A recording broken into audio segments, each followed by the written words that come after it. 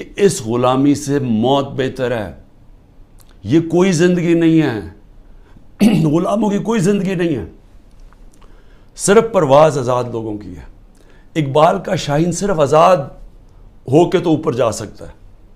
غلام تو غلام رہتے ہیں. جس طرح مولانا رومی نے کہا کہ جب اللہ نے تمہیں پر دیے ہیں کیوں چونٹیوں کی طرح رینگ رہے ہو؟ غلام چونٹیوں کی طرح رینگتے ہیں.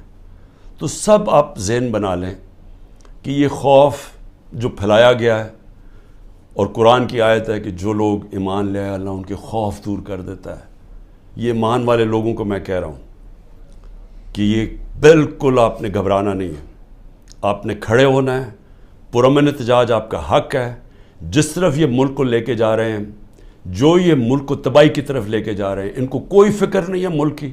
یہ صرف اقتدار اور پیسے کی جنگ ہے. ان کو اقتدار اور پیسہ اس لیے عمران خان سے خطرہ ہے کہ